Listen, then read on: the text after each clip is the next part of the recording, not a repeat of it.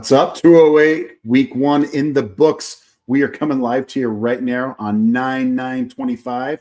We're rolling into week 2, getting you waiver wire pickups, maybe some drops, and a little bit of some news and a new segment we call Problems or Patience. So let's jump into it, gentlemen. Let's roll.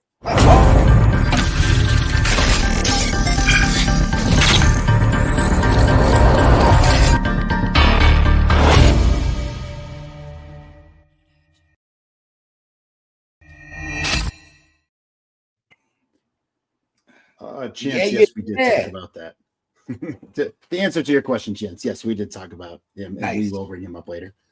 Good to see you, fellas. Long week of football, NFL, some very, very good games. Gosh, I was very impressed by the Steelers-Jets game of all games. My Bears laid an egg again. Justin, same with Atlanta, maybe.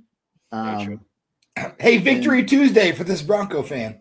Let's go. That's what I was just going to say. So, hey, great to see everybody. If you're just catching into us, make sure you really hit the like button, sign in. You know all the things. Do the things. Take care of the things. Helps out the channel. So, let's jump right into it, fellas. Let's get into some news. What's going on?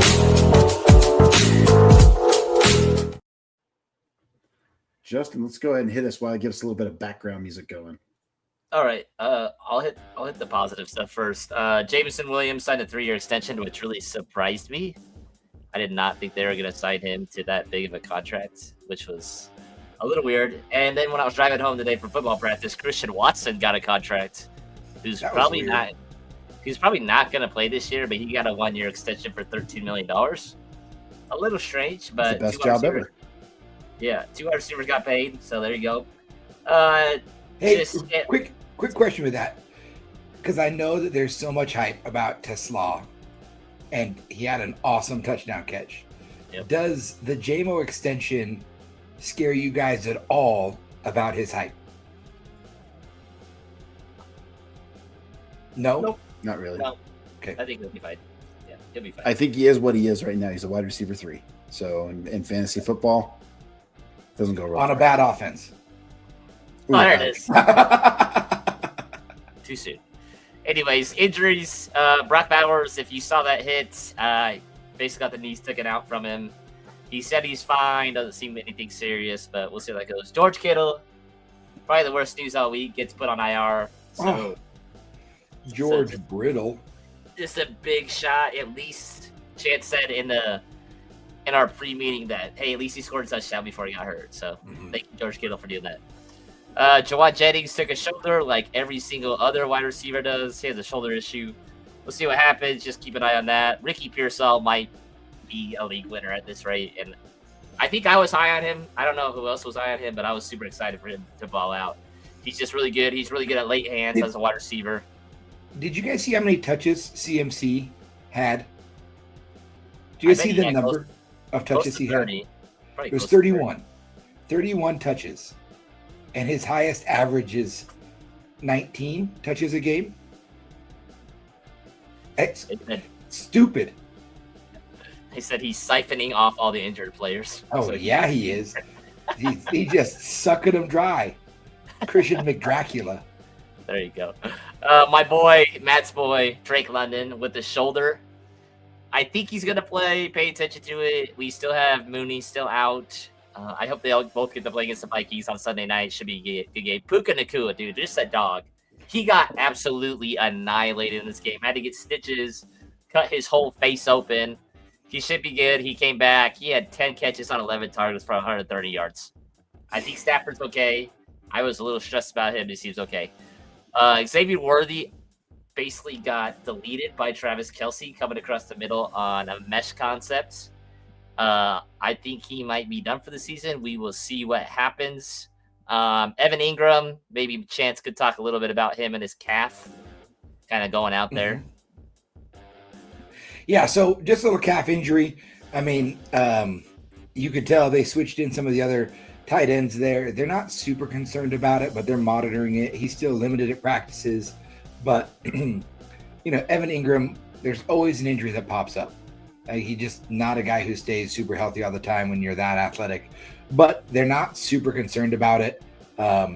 Again, he'll be limited this week, and he'll probably be questionable going into this game against the Colts, but they don't expect it to be something super long-term. Yep. And then just really quick to finish up, Brock Purdy has a toe and a shoulder. Roschon Johnson has a foot. Joe Mixon's still out. Will Shipley got hurt. We saw the Take Bigsby news where he got traded to the Eagles. We'll see how that goes. Will Shipley has a rib fracture. There you go. He's probably out for a while. Tajay Spears, again, still out. And then the last three, Christian Kirk. Chris Godwin is probably still going to be out. Brendan Ayuk. And then Isaiah Likely, who will probably still be out. So. Yeah, and just for our viewers, this is nothing new to week 1 in the NFL. This is all part of the business. We see injuries, banged up injuries.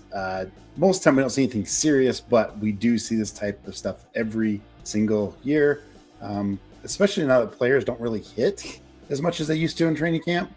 That's why they do those joint practices. But, now we're full go. Everybody's hyped up going. It's okay. Just be patient. I feel like outside of George Kittle, which felt like a real Niners par for the course after the preseason we've had, it felt like a really good weekend injury-wise. Like, I feel like in years past, there's always been like a big one. But outside of George Kittle, I feel like there's anything actually massive for the culture for the first weekend. Yeah, for sure.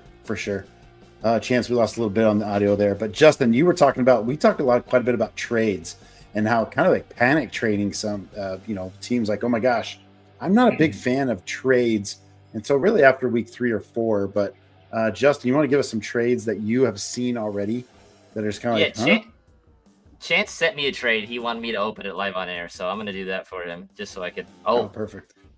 Okay. Makes me think a little bit. Okay. It's worth a thought. It's worth a thought. He said Waddle for Bill, and I love me some Waddle. I know you love yourself some Waddle, and Miami is dysfunctional right now. Yeah, they need to get rid of Tyreek. That's all I'm saying.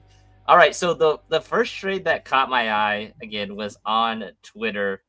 It was just the Keep Trade Cut account put it out, and I just thought it was crazy. So this is all Dynasty. Keep in mind.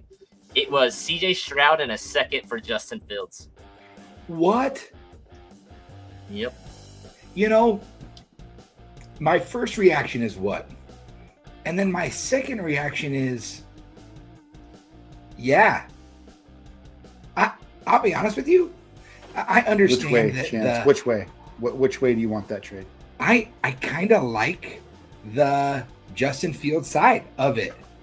I kind of do. I mean, CJ Stroud, even after one game, and I understand it was the Rams defense, and the Rams defense is really, really good.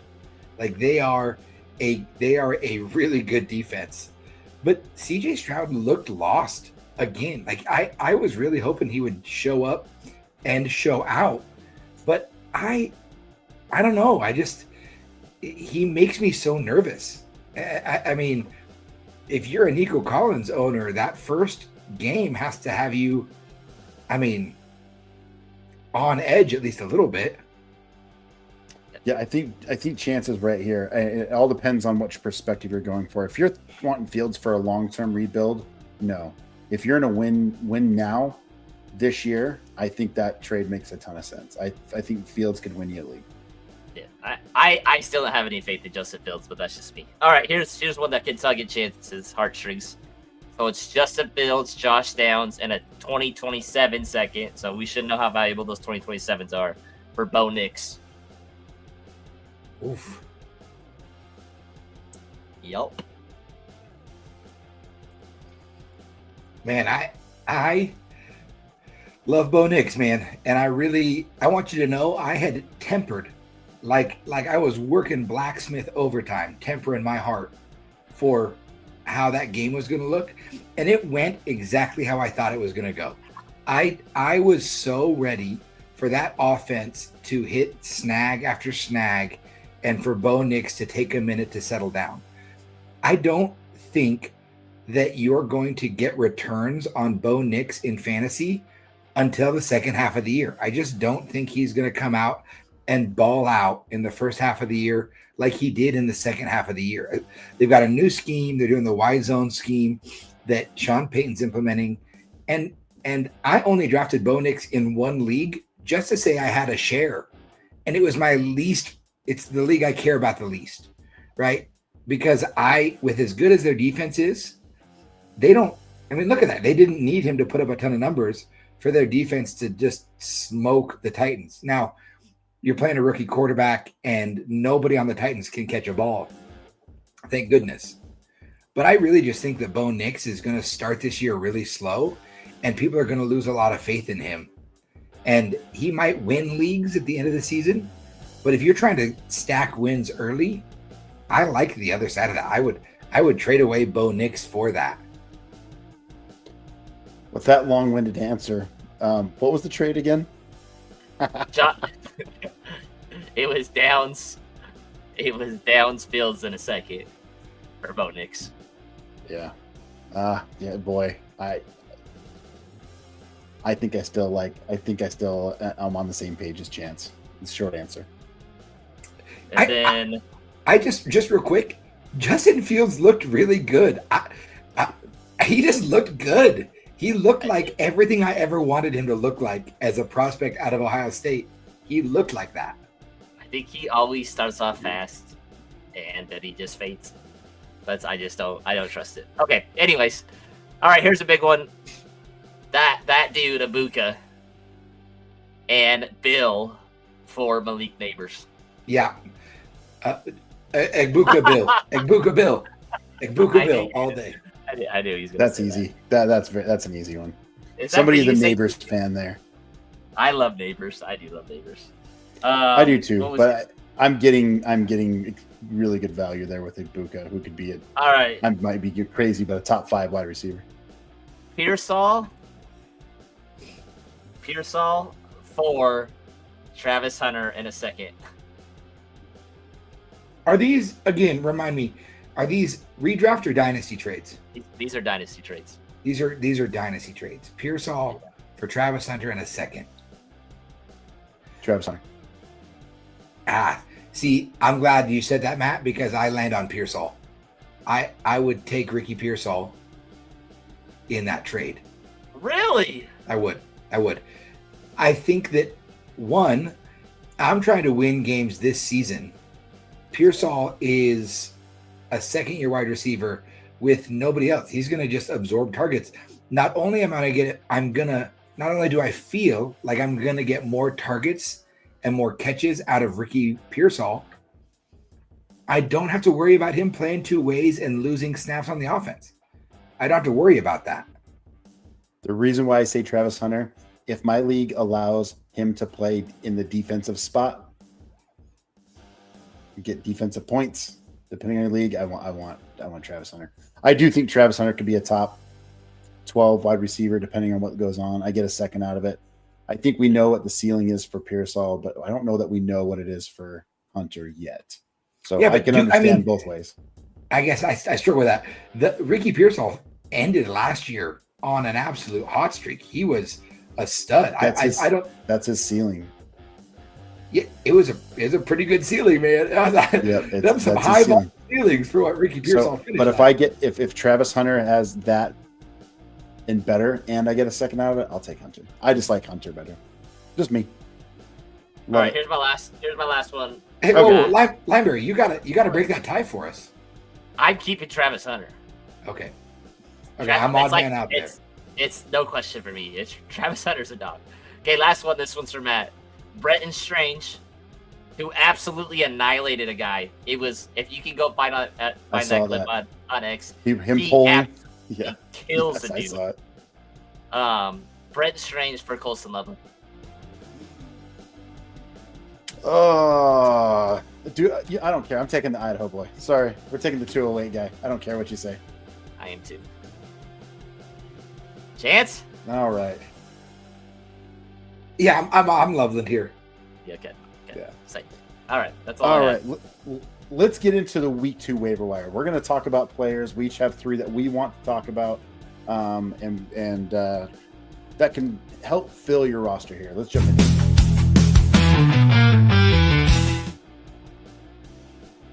There were a lot of positions that we drafted, right? We're like, okay, let's see.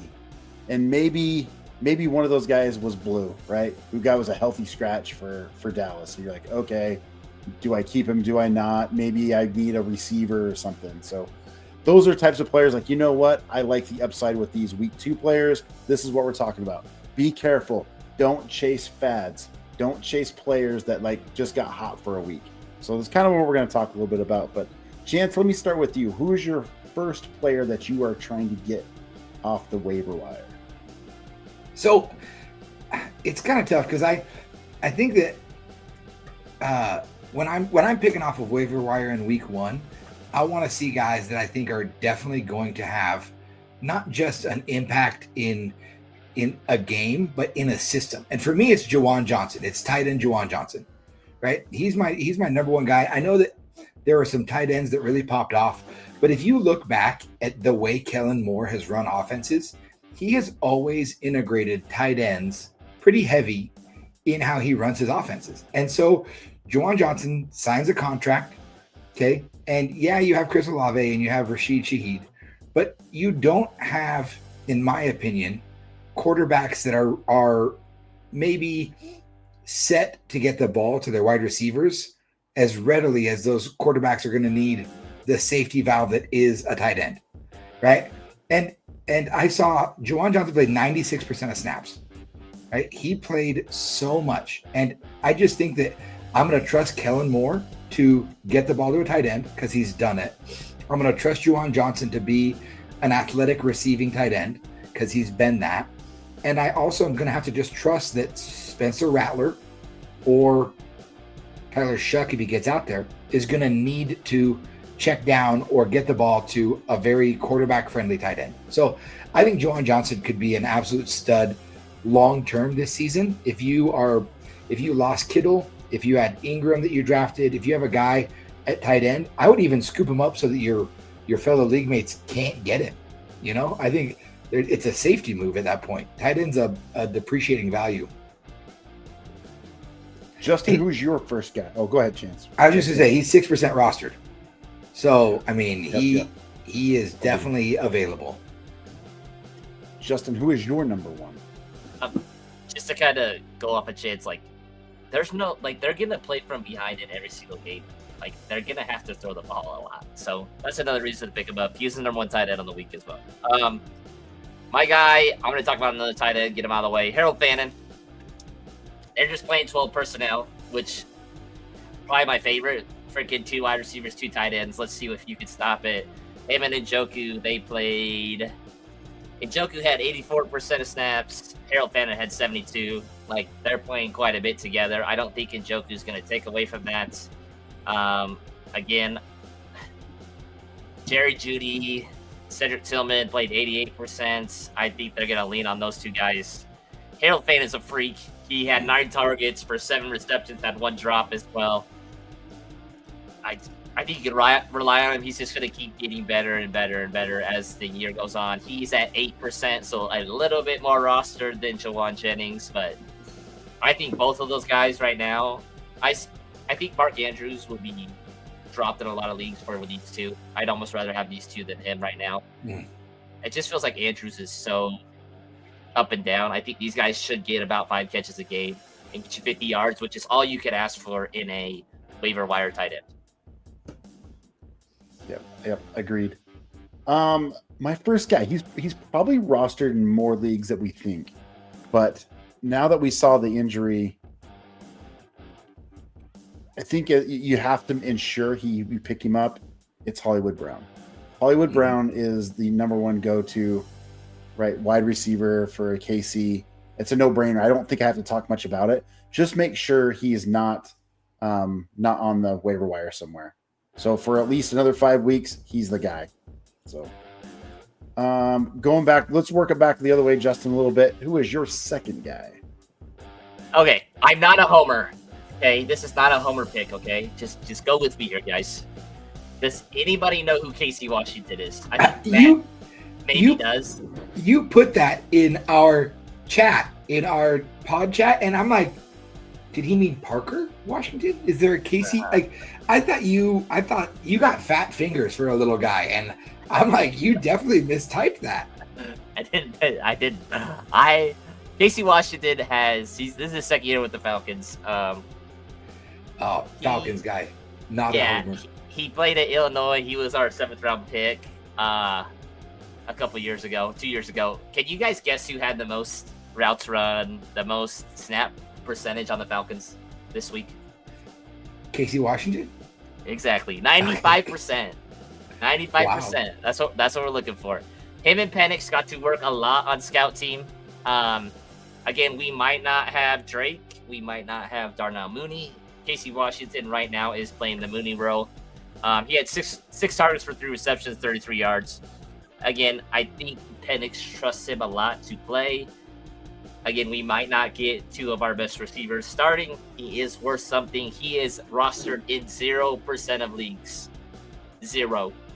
So if you're in those big leagues, if you're in those big boy leagues, 12, 14, 18, like some of my leagues, I think he's worth an ad.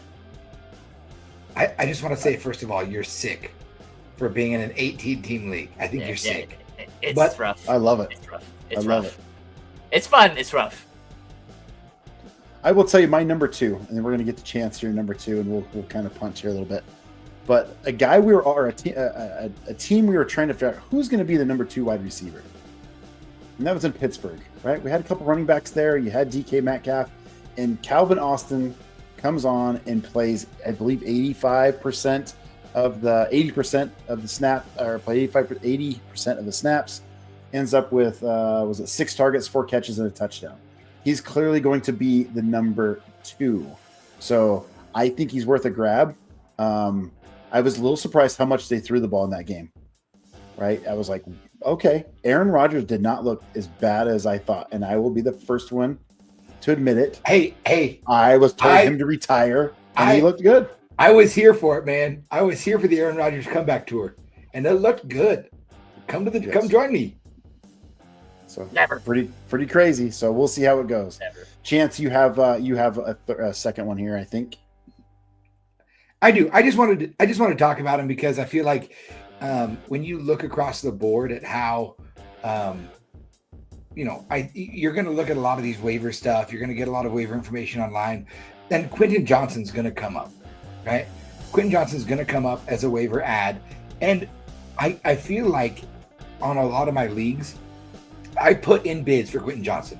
I think that there was a lot of hype about Ladd. There's a lot of hype about Trey Harris. But between him and Keenan Allen, like it looks like one of those 2 guys could absolutely be incredibly relevant on that team. And I just don't know what to believe. I wanted to bring him up because I know everyone wants to know if they should add him. And I don't know if he's a guy that we're going to get to a little later. I don't know. But I just think that Quentin Johnston's worth an ad. He's 14% rostered. And it just looks like he learned how to catch the ball. And he had a really high draft capital. I think that he is that weapon that the Chargers have been missing. And it's going to be a roller coaster. But I will take those weeks where he looks that good. And I will put him on my team. I was a little bit surprised how much they threw the ball. Yeah. They threw the ball way more than I thought. It felt like watching that broadcast. It got so annoying because the announcers were like, he's throwing again. He's Herbert throwing again. Like they were so shocked that he dropped back to throw that much. And I was like, yeah, dude. He's an alien. Herbert's an alien. Yeah. Oh, man. Was it 300 and I'm trying to remember stats, 318 yards and 3 TDs or something like that? Just throwing it all over. That's not what we expected out of that offense, but kudos to him. We love it. Love it. Justin, going back to you for your third and final. Ah, gosh. I want this guy to be good just because I want to spite Chance, but he's probably not going to be good. But he looked good. I mean, we'll take it. Trey Benson. I already have him. I hope he's good too. You say that like you want to spite me. I don't know what that's about. It's just about the draft. That's all. You can want him to be good all you want and still know that you should have picked Brock Bowers over him. That's not despite me, man. It's very true. It's very true. You just bring it up a lot. Anyways, 8 attempts, 69 yards, 8.6 yards a carry. Again, he's rostered in quite a few leagues. He's at 54%. Again, I hope it is a little bit of split backfield. Man, Seattle and Arizona feel real similar with their backfields. Kenneth Walker scares the crap out of me. Like, he did not play. Like, Charbonnet was like the goal line back. Like, every time Kenneth Walker got like 2 yards, it was like, all right, Charbonnet, put it back in. I hope that's the way they go with Trey Benson. Trey Benson's got a little bit more juice. Again, James Conner is an old man, walks around with a cane, usually gets hurt every year, misses 3 to 4 games. So maybe they'll let him go, get in there. He had 1 reception for 6 yards, so he is a threat in the receiving games. He's not victim weight. He's a big dude. So I think he's a guy worth looking out for that could take over a lead role. Yeah, agreed. A guy that I'm looking at, and he just signed his contract. It wasn't picked up a lot, but I think it's wise, especially if you have Samson, is you need to pick up Judkins. He's talented. He's not going to take over that backfield right away, but I do think they will get him involved.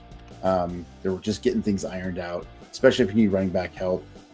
Go out there and see if you can get him. I don't think it's going to cost a lot to get him either, but he is definitely on my radar. I was able to get him yesterday for absolutely nothing. So wow, nice. That's crazy. Chance, who is your third and final? Hey, I got one more guy, and I just got to plug him because I said I was going to plug him last week. Tank Bigsby news happened, and it's important. This is like, okay, Justin, you're gonna roll your eyes, and you brought up Casey Washington. Yeah, okay? let's go. You brought up Casey Washington. I'm just gonna tell you guys, because I felt like there were not a ton of running backs worth really spending a waiver pick on, right? Like I don't think there's a lot of guys. I think there's more running backs that you can drop for receivers or tight ends than there are running backs to pick up. But if you're a sicko and you have to pick up a running back because you feel like it, right? There's good ones out there, like DJ Giddens is worth picking up, But I'm gonna plug LaQuint Allen. He is the RB4, or was the RB4 for Jacksonville, right?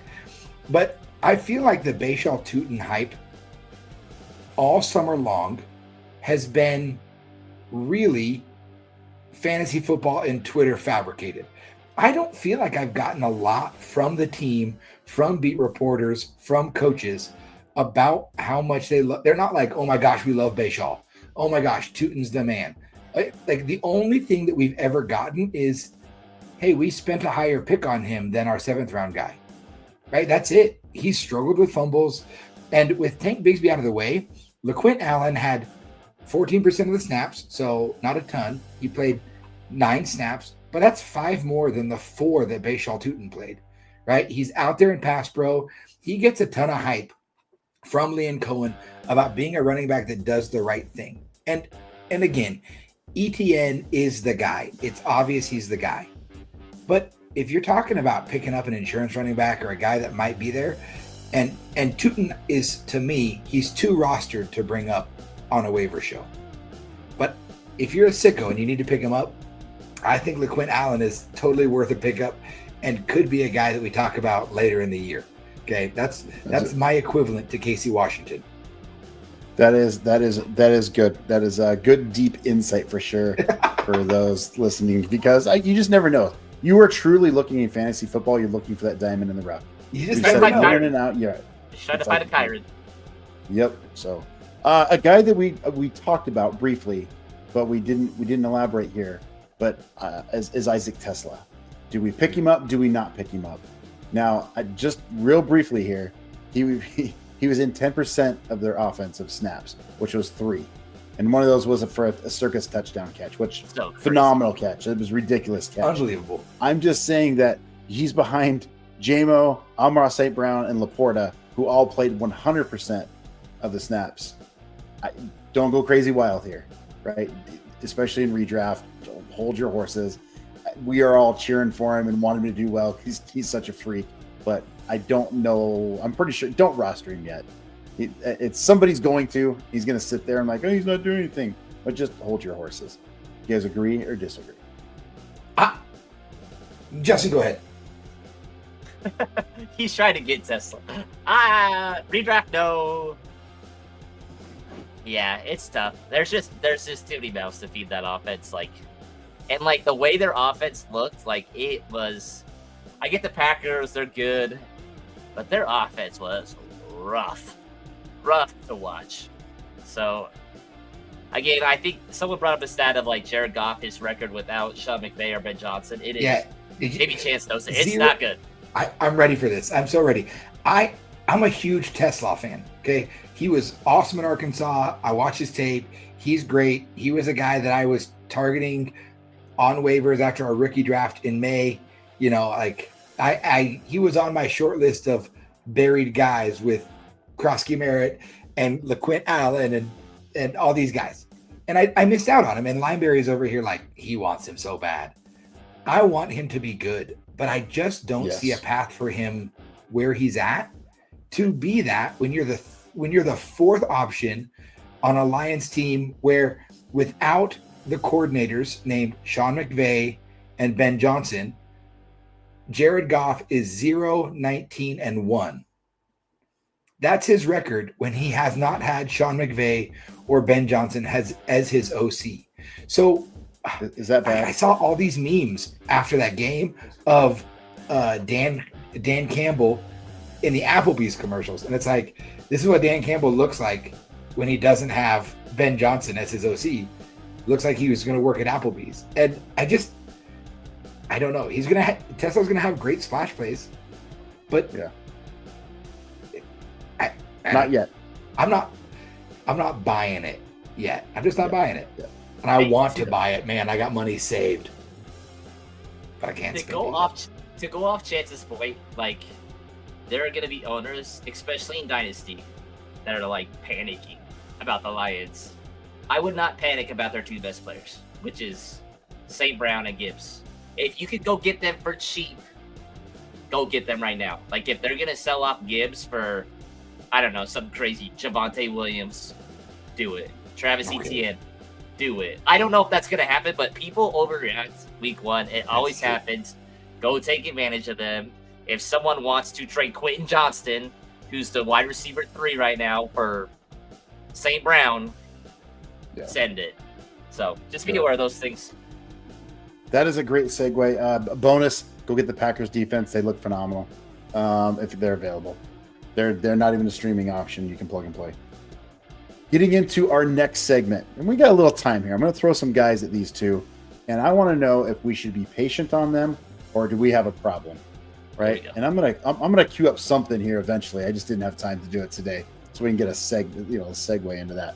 But this one's kind of easy for me, but I do want to talk about Russell Wilson, who was supposed to be able to feed neighbors. He was atrocious, right? Completing 17 passes on 37 attempts.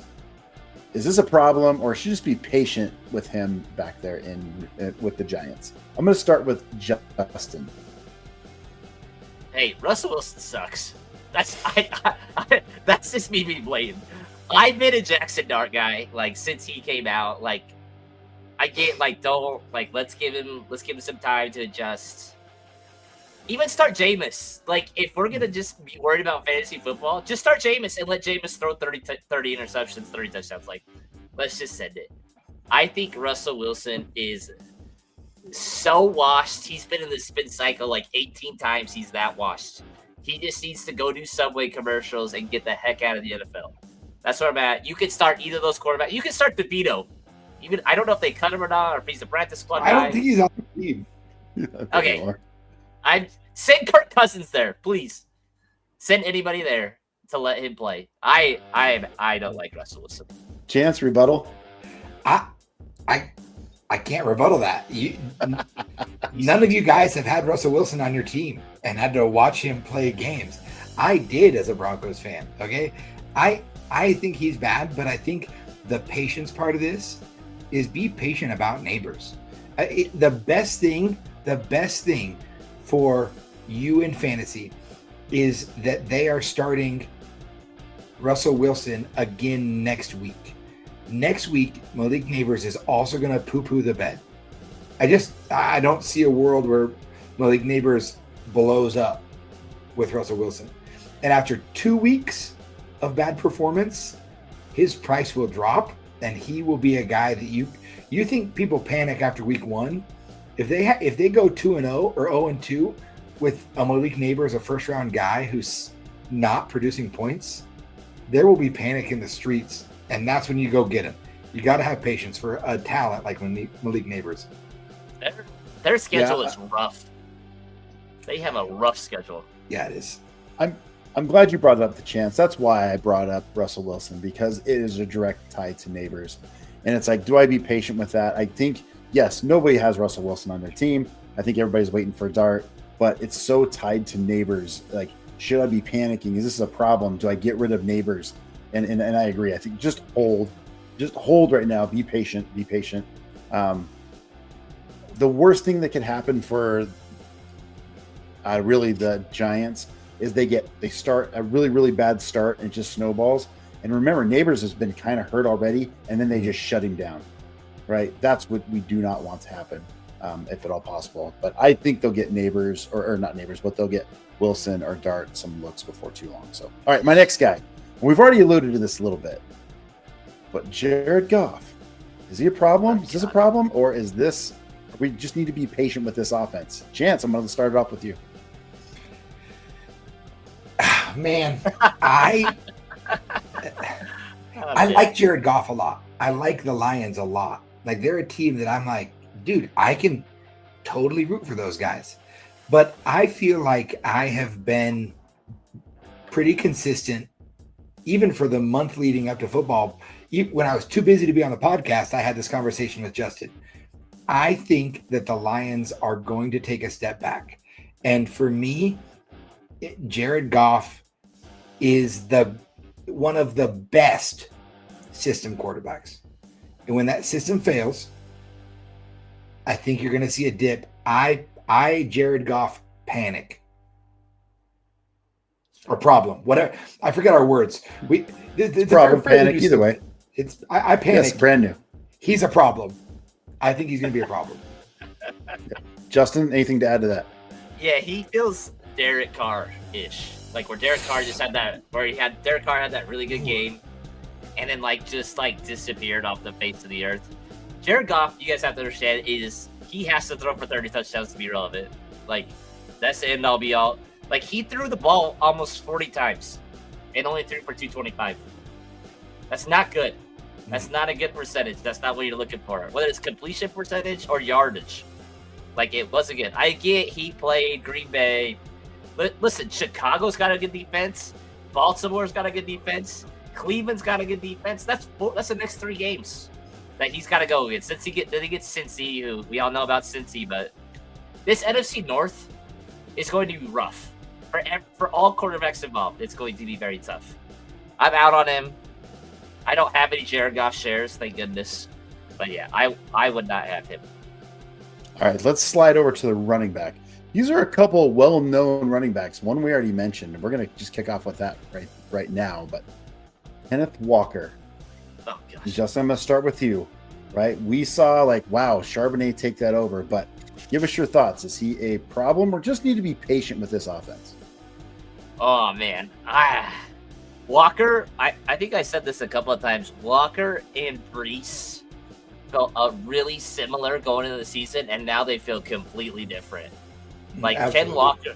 Ken Walker, snap percentage, it was 40 to 58. Like, it's 9 plays, it's 30 to 21 Charbonnet, but it felt like every single meaningful down, whether that was goal line, whether that was red zone, they just put Charbonnet in, and it felt like Charbonnet had such a long leash. I was on red zone, so I was all over the place, watching games over and over again. But he just doesn't look the same. I don't know what it is, because he was really good coming out of college. His first year, he was good. 10 attempts, 20 yards. I think he had the worst EPA, expected rush I can't remember their metrics, but he was like in the negatives. It was not good. And I thought the Seahawks O-line was much improved. He's not a pass catcher like Charbonnet is. I think Chance traded him last week or 2 weeks ago. I think that was the right time to get out.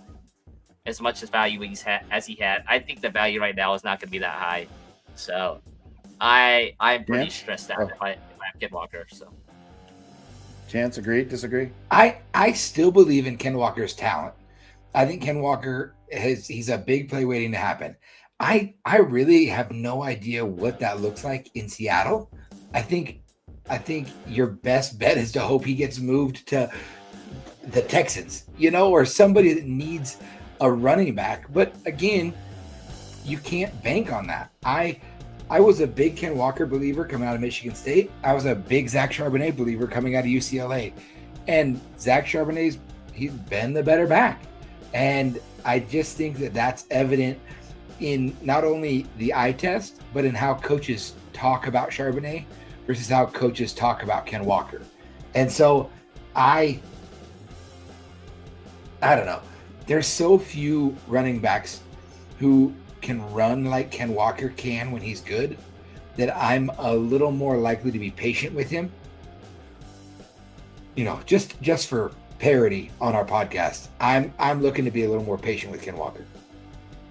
And that's fair. I think one of the things you guys have to remember, we talked about quite a bit about this Seattle offense. And we told you if you took Walker and Charbonnet's combined running back stats from last year, he'd been like a top 10. So hopefully, and I did this in a couple leagues. If I got Walker, I was able to get Charbonnet super late. So now I have that complete backfield. And right now it's just hot hand of Charbonnet. I don't think Ken Walker is necessarily bad and washed. I think I want him traded, but I'm rolling with Charbonnet right now. It just seems to be the hot hand with this team. So next guy, this one I was a little bit surprised on, but he was a late third round pick. Just didn't show up in their first game, but I want to talk about Isaac Pacheco. Really just did not do well. Chance, give me your thoughts on, is this a problem or just be patient with this offense? I think it's a problem. I thought it was hilarious that the Chiefs came out and snap number 1 was Isaiah Pacheco. Snap number 2 was their rookie, Rashad Smith. Snap number 3 was Kareem Hunt. And I don't think that the Chiefs know what their rushing identity is, because the warts of a 7th round running back feel like they're starting to show out of Pacheco. And I don't know, I'm nervous about him. I know he was drafted really high, but he's still coming off of an injury. I don't think he's 100% yet. And I don't know what the transition is in Kansas City of what they want their offense to be. I think they wanted it to be kind of high flying like it used to be. And then you lose Rice and Xavier Worthy. And Travis Kelce's old. And so I feel like they're going to have to lean on the run a little bit. But I don't know if I trust him to.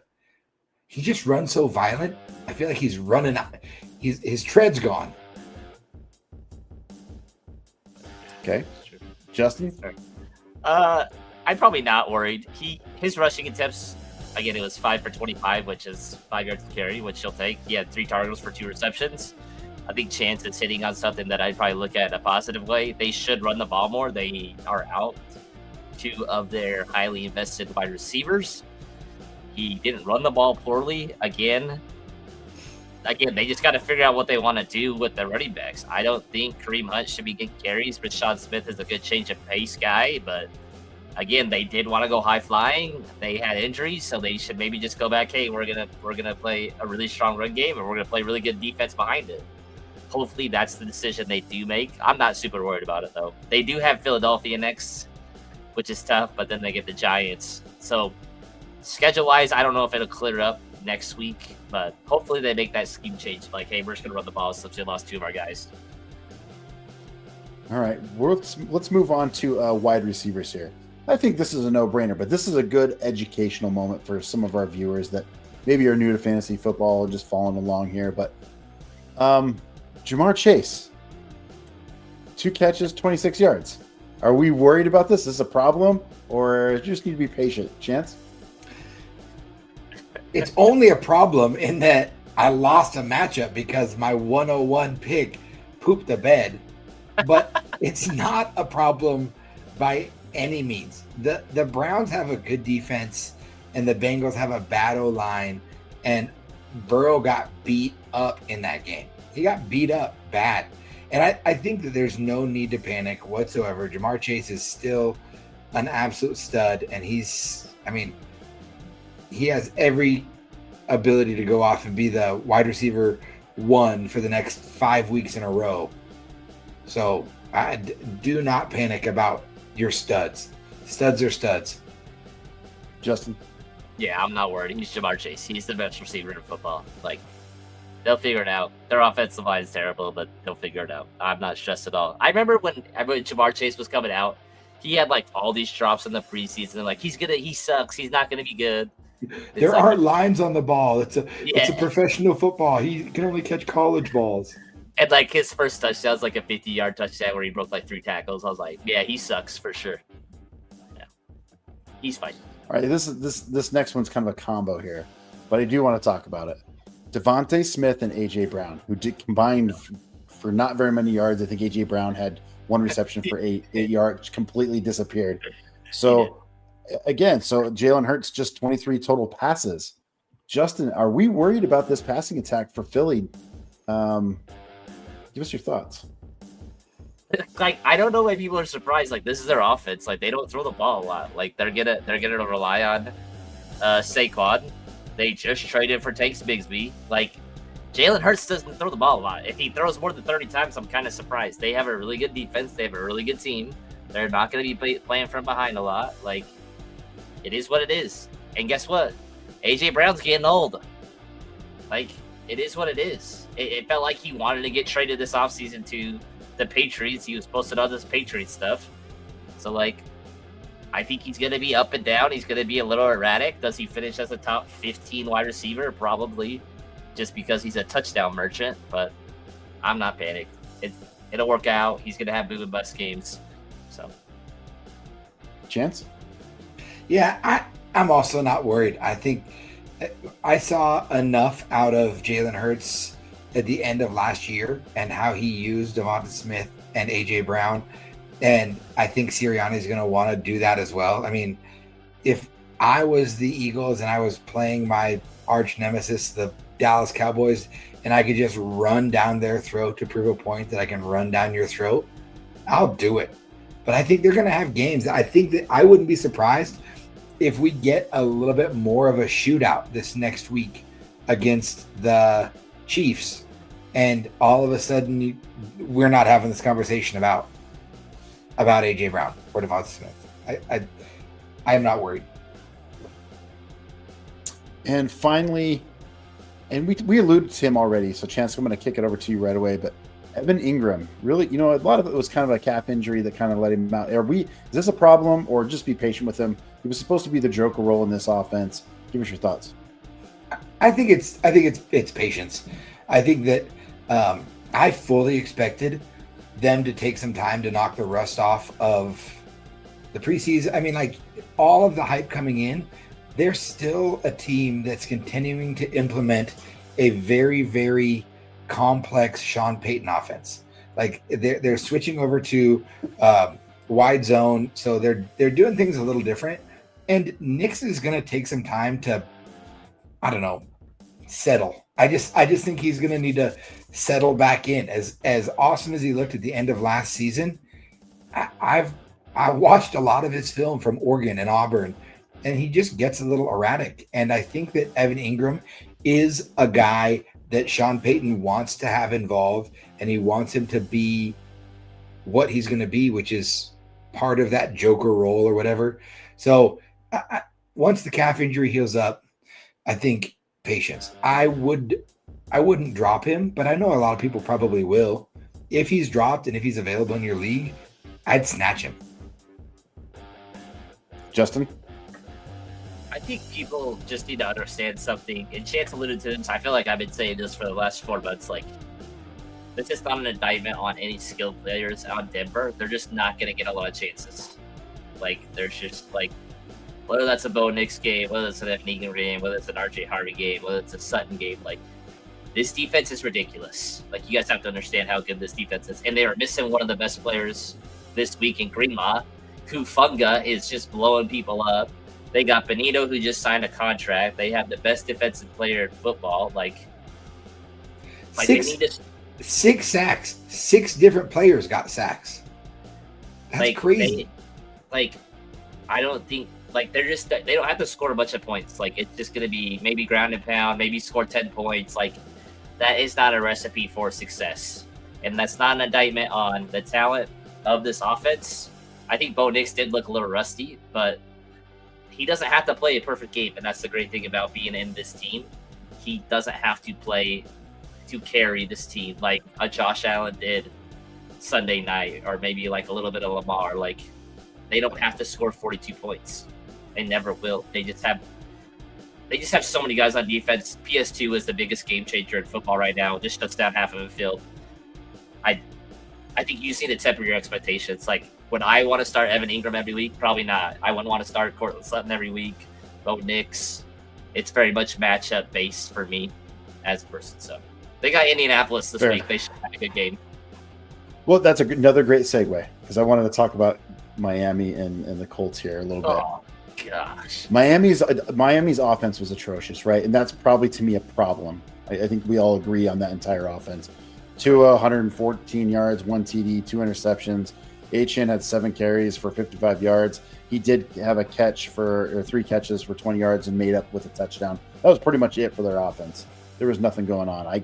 That whole offense is a problem.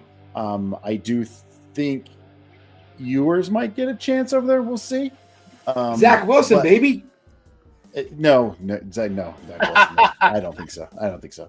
But my question to both of you is, are the Colts that much improved, or is Miami that bad?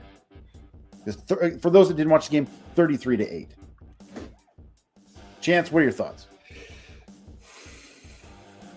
I don't want to say the Colts are that much improved, because Broncos play them next week, and I don't want to be worried about that game. But I just have felt like the vibes in Miami have been bad all offseason. And I just think there's a chance that they were a flash in the pan and now they're fizzled out. I don't know what's even going to be fantasy relevant on that team moving forward. It seems so muddled right now.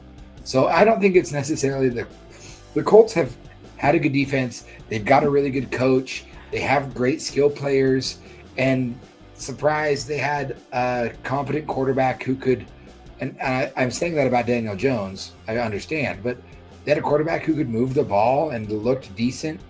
And maybe Anthony Richardson's really just that bad at football. You know, maybe they just had a good team and Anthony Richardson sucks. But I think it's more that the Dolphins are bad, because the Dolphins just they don't have a good defense either. Their defense is bad. That's fair. Justin, anything to add? Okay, to go almost total opposite of what Denver is, I don't think anybody can name a starter in the Dolphins secondary. They replaced their whole secondary this year. That's why Daniel Jones probably looked halfway decent. Mika Fitzpatrick is an absolute shell of himself. They have a guy that's starting at quarter named Storm Duck. Yeah, Storm Duck, baby. Yeah. Jordan Brooks got cut by the Seahawks. Jalen Phillips is good. He always freaking blows out his Achilles. They just lost one of their starting alignment. Jack Jones got cut by the Patriots and the Raiders. Yeah, and they have Ashton Davis, who was basically a special teams guy for the Jets for a long time. This secondary is awful. This defense is awful. Like, they might get garbage time, if anything, but Tua looks like he can't throw a ball, and they keep losing offensive linemen left and right. This team really has a chance to have the number 1 overall pick. It might be them or the Saints. That's what it looks like. Wow. Like, they're going to be bad. Like, bad. I would not be surprised. I think I said this 4 months ago. I totally believe Mike McDaniels will be the first coach fired this year. But he'll be an OC somewhere, maybe the Detroit Lions, which I would like. I will. The only thing I'll add is, come on, Daniel Jones had 3 touchdowns, 1 throwing, 2 rushing. No, Miami's terrible. That's all I'm going to tell you. I'll leave it at that. Miami is in a bad way with if they're in trouble. So that's a good reminder. If you're looking to stream a quarterback for next week, and Daniel Jones looked really good, know that he's playing the Broncos, and that's not a smart stream. And I have seen that chance. That is a very good point. I have seen people say, get Daniel Jones. He looks really good. And I'm like, you're crazy. No way am I touching that. So get Drake May, baby. Yeah. Get stream Drake May against Miami. There it is. Yeah, 100%. So we're coming up on the hour. If anybody has any questions, man, throw them in the chat. We'd love to hear from you. Just want to answer your questions. We just want you to win your league. It's nothing. Having bragging rights in a fantasy football league is so much fun. But if there's nothing, we'll get signed out. We'll give it a minute or two while we're kind of going around table for thoughts here. But go ahead, Chance. I want to, because bragging rights are important. I did lose to a fellow podcaster on this podcast this weekend, and he didn't even know. I thought I lost. 0.18 of a point. I thought I lost that game. And I said, you beat me this. And he goes, I did? Oh, I beat you? It's very true. That's how bad I was beating him. He didn't even care to look if I was going to if he was going to even come back. Freaking Caleb, I thought he was going to celebrate that his quarterback was the one that beat me in fantasy. And he didn't even know what happened. The disrespect. That is, I'm glad you kind of talk about Caleb, though. So, again, Ben Johnson, Caleb Williams, Chance, thoughts on Caleb. What are your thoughts? What'd you see? And then Justin will ask you the same question. We kind of talked about this before we kicked off the podcast. To me, Caleb Johnson looked more like USC #1 overall pick Caleb Johnson last night than I thought he did all of last year. And there was a good stretch last year where, based on the number of quarterbacks taken in the first round pick in last year's draft, one of them has to be a bust. One of them is probably going to drop out of the league in a couple years. Based on last year, I thought it was going to be the #1 overall pick, Caleb Williams. But he looked, at least for 3 quarters, like a decent quarterback. He fell apart kind of towards the end, but man, I don't know. I thought he looked good. Justin? Yeah, this quarterback group is going to be fun to watch for the next couple of years. I don't know how you rank them. I don't know who played the best. But they're just going to be fun to watch. I'm glad, I know Matt's kind of down right now, but I was pretty impressed the way Caleb played, especially the first half. It didn't feel like they let off the gas a little bit there, but his escapability, he reminded me a lot of Baker. Maybe not the arm strength, but him getting out of the pocket, extending plays. It just didn't feel like cutthroat. Hey, we're gonna stomp on them, and they let the Vikings back into it. When I was watching JJ play McCarthy, I was like, I don't know if he's got it. That pick 6 that he threw, I was just I don't know if he's it. So again, I'm super excited to watch all these young guys play. They're just fun to watch. So 6 good ones. I agree with you. He does look improved. I just thought maybe I should see a little bit more improvement. Maybe I'm just a little bit impatient. He completed his first 11 passes, Matt. I know he did. They were all checkdowns. I could do that. Not a lot of big quarterbacks have done that. I like the irony that Caleb Williams didn't play super great last year, and you were ready for him to turn it up. And Bo Nix had a really good rookie season, and I'm like, yeah, man, I don't know. I hope, Yeah, I get it. No, there's some good things to be seen in Chicago, missing a couple defensive players, and some guys stepped up. They only played about 2.5 quarters.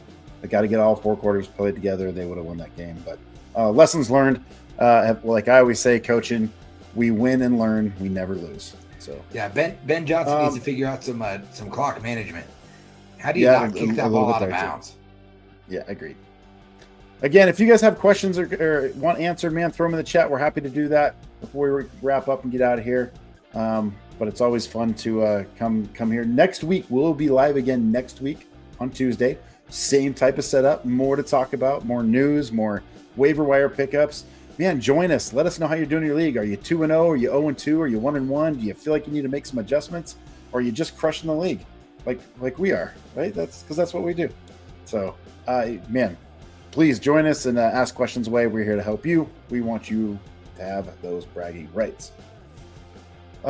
Justin, what was your number one takeaway for this first week? What really hit you? I'm calling you out on the spot here. What was like, ooh, that was good. Man, that Ravens-Bills game was so good. It was just so fun to watch. Just like, in my opinion, I get Patrick Mahomes has won all this stuff.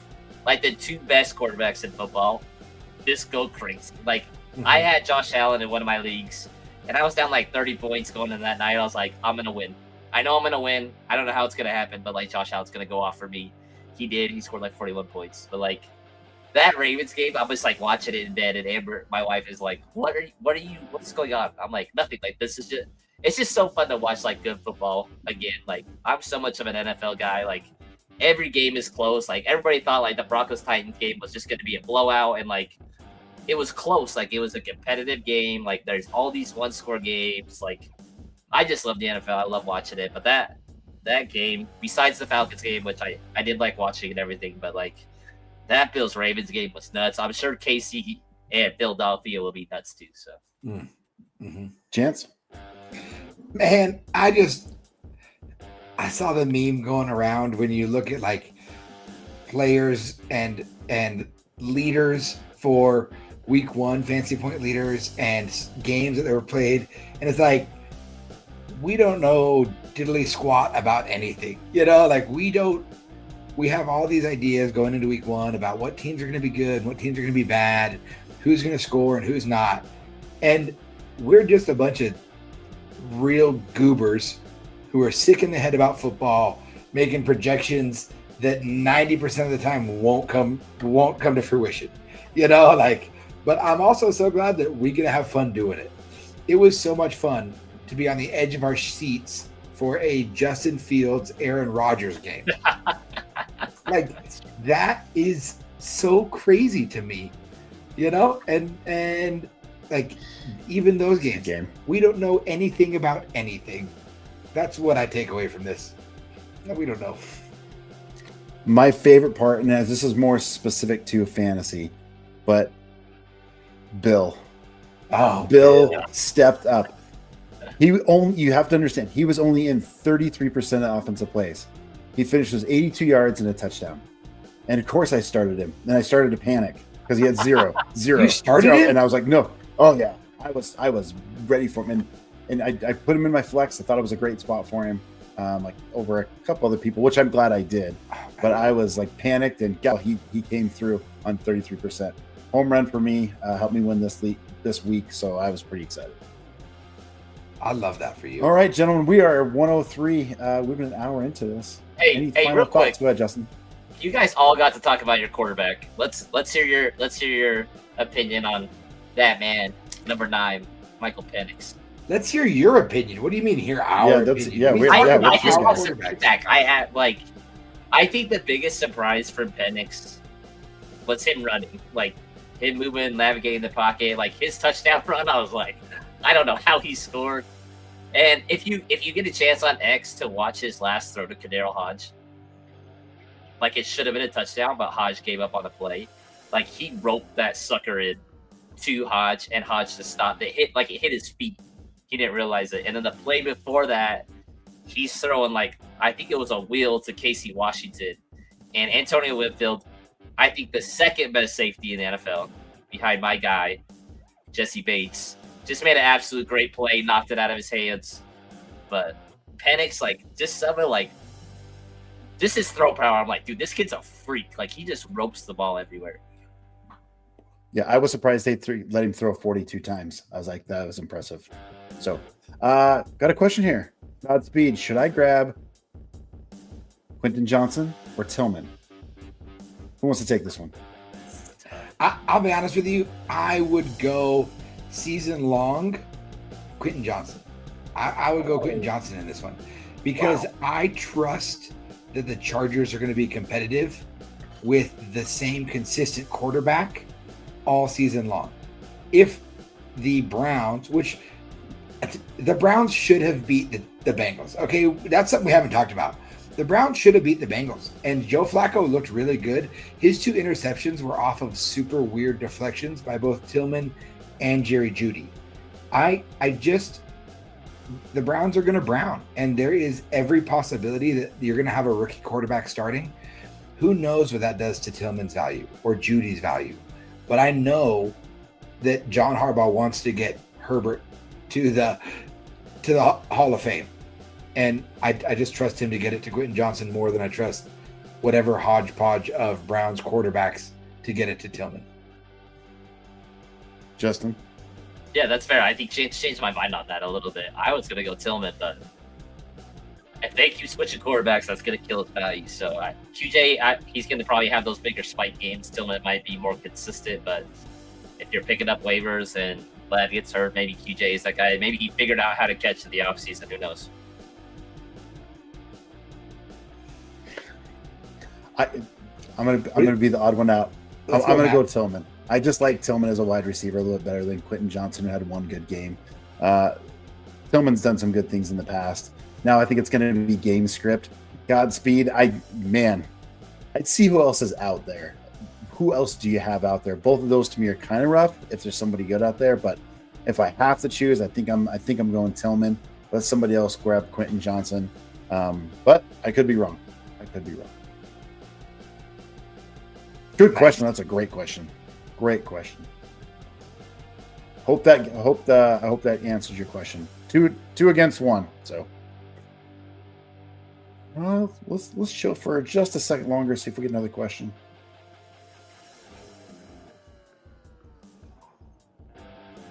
Oh gosh. Oh yeah, Booty. Yeah, I know.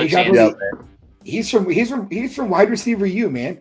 He was an LSU wide receiver who started over Malik Neighbors and Brian Thomas Jr. Like, he was supposed to be that guy.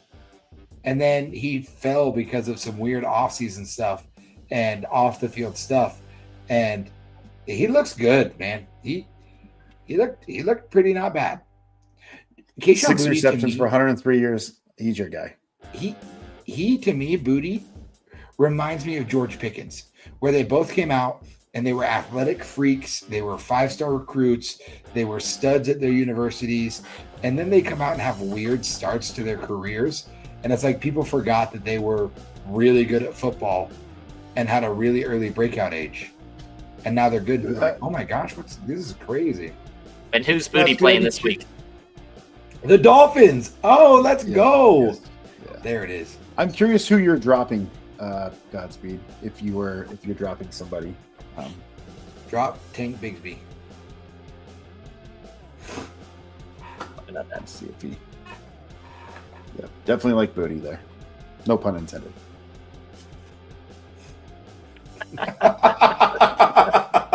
Nice. Stream Aaron Rodgers, Ty Law, Danny Dimes, or Gino. I have pretty iffy. Dude, this is easy. This is so easy for me. Is it? Yeah. If you say Aaron Rodgers, is this a super flex, or is this just? It's Aaron one? Rodgers. Is this just one? I'm assuming this is one QB, or is this super flex? If it's one, go ahead, Chance. If it's a one QB league, if it's one QB, Aaron Rodgers. Sorry, let me do. Oh, he froze. Ooh. All right, say it again. It's one QB league. So let's go back to the question here. Go ahead, Chance. I'm trying to. Is my mic working? Can you hear me? Yes. Yeah. Yep. It's Aaron Rodgers. Hey, let me double check. What was his yardage? Did he throw for 490? 244. Chill out. Hey, listen, it wasn't that bad, but the dude. That's his age. That's his age is 490. He looked good, and the only reason you don't want to admit it is because you're a hater. I hate Aaron Rodgers, 100%. It's Trevor Lawrence. It's Trevor Lawrence. Who is Trevor Lawrence playing this week? Cincinnati, baby. And Aaron Rodgers is playing who? Seattle. It's T-Law for me against that Cincinnati defense. Yes, sir. 490, this guy. Yeah, I know.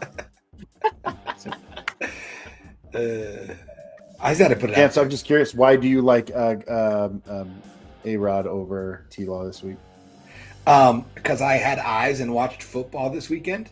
I just think that Aaron Rodgers in that system looked really good and really comfortable.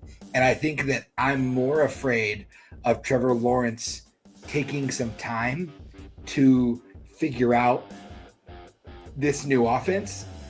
Like that to me, I'm a little worried. Liam Cohen, great. I think he's going to be a really good coach. But the Panthers are a bad team. And Trevor Lawrence could not get his poop in a group. Right? So, like, I don't know. I don't think the Bengals defense is worse than the Panthers defense. I think T-Law, to go on along with Godspeed's point, like there was like 4 weather delays. Like they just kept stopping things. I think that had a lot to do with rhythm, big timing in, whether that was tempo, whether that was setting plays up. Like there was just a lot of breaks. Again, if you want to go with Mr. 490, like go ahead, do it. But... Yeah, Godspeed, I think that's up to you. I think I'm rolling T-Law here this week, but if you went Aaron Rodgers, I wouldn't hate it. And I would imagine Chance would say the same thing. Yeah, but Godspeed, this is a great opportunity for you to check in with us next week and let us know. And then I can flame you for starting Aaron Rodgers if you do it. Hey, listen, Godspeed, if you start Aaron Rodgers next week, you're not going to get any hate. It'll all be me, man. I will take it for you because these guys are going to hate me for giving you that advice. You know, I'll bear it, man. There you go. Awesome. All right, everybody. I think we're going to get out of here. It's been a wonderful evening, and gosh, man, we talked so much football again. We'll be back next Tuesday, same time, same format. Join us. Let us know how you're doing. Again, let us know if you're 2-0, 0-2, 1-1, whatever that looks like. And Chance and Justin and I will help you navigate this. So, final thoughts, Chance, before we get out of here. Oh man, hey, I started cutting beans this week, so harvest is it's here. It's harvest, baby. Harvest football. I love it. Ready to go. Right on, Justin. Just thought I'd give an update on the Guillotine League. Started it again this year. Probably one of my favorite leagues, my favorite formats. I was the highest scorer this week, which was nice. I was very happy. But on the chop list, we have who got released to waivers: Jaden Daniels and Ashton Genty. Oof. Ooh. They're gonna go for a lot of money waiver wise. So it'll be interesting. But I lost George Kittle, so I don't know what I'm gonna do. That's tough. So we'll see what happens. Fun stuff. That's the fun of fantasy football. Godspeed. I'm glad you're gonna be hanging with us next week. All right, everybody. Until next time, we will see you next time. We are out of here. Have a good night, everybody.